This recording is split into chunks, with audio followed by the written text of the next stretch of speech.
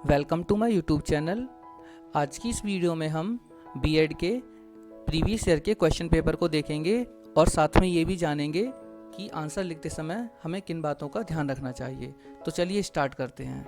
जैसा कि आपको स्क्रीन पर दिखाई दे रहा है, BEd first year annual examination 2019।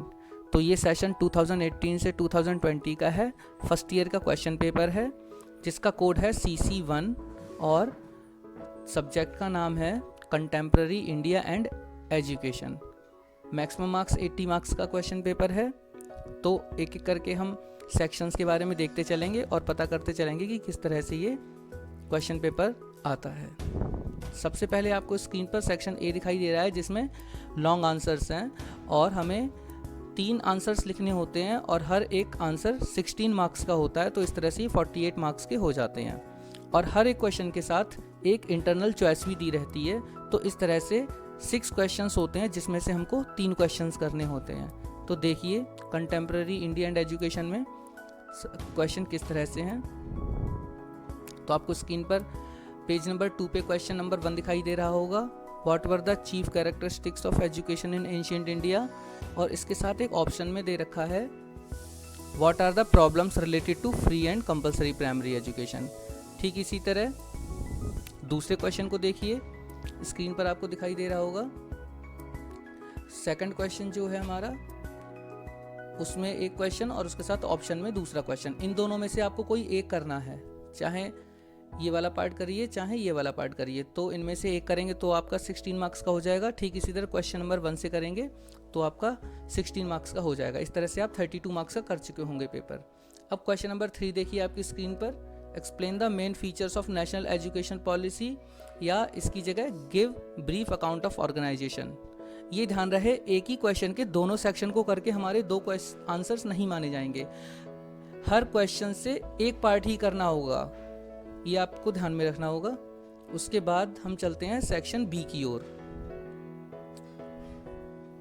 देखिए सेक्शन बी आपको स्क्रीन पर दिखाई दे रहा है। इसमें दिस सेक्शन कंटेन्स 8 सब क्वेश्चंस और हमको इसमें से ओनली 4 करने हैं। देखिए आपको दिखाई दे रहे हैं क्वेश्चन नंबर 4 में फर्स्ट, सेकंड, थर्ड, फोर्थ और राइट साइड में आपके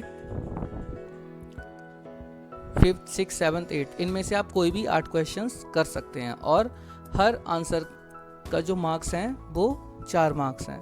जैसे क्वेश्चंस हैं, right the main features of education in Buddhist period, what were the main aims of education in medieval period. तो जो भी आपको सही लगते हैं या जो भी आपको आते हैं आप उनको कर सकते हैं। साथ में आपको स्क्रीन पर सेक्शन सी भी दिखाई दे रहा होगा।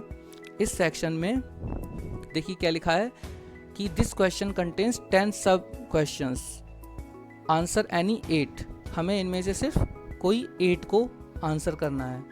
तो देखिए आपको स्क्रीन पर दिखाई दे रहे हैं क्वेश्चन नंबर 1 से लेकर क्वेश्चन नंबर 10 तक। इनमें से कोई आप 8 कर सकते हैं और हर एक आंसर 2 नंबर का है। ठीक है, तो यही फॉर्मेट होता है हमारे पेपर का, इससे आगे नहीं होता कुछ भी।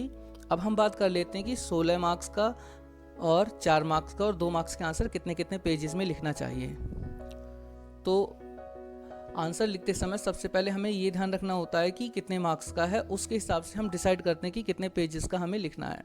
अगर आपका कंटेंट बिल्कुल ठीक है तो ये मैटर नहीं करता कि आपने लॉन्ग आंसर को कम से कम पेजेस में कवर किया है। तो सबसे मेन चीज़ हमको क्वेश्चन की हेडिंग्स और उसके कंटेंट पे ध्यान देना है।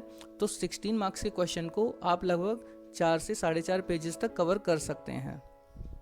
उसके बाद 4 मार्क्स के क्वेश्चन को आप चाहें तो 2 से 2.5 पेजेस के अंदर कवर कर सकते हैं और 2 मार्क के क्वेश्चन को लगभग आधे पेज से ज़्यादा में आंसर कर सकते हैं। तो ये फॉर्मेट अगर आप फॉलो करेंगे तो आशा है आपको अच्छे मार्क्स मिल जाएंगे। आई होप आपको ये वीडियो अच्छी लगी होगी। Thank you.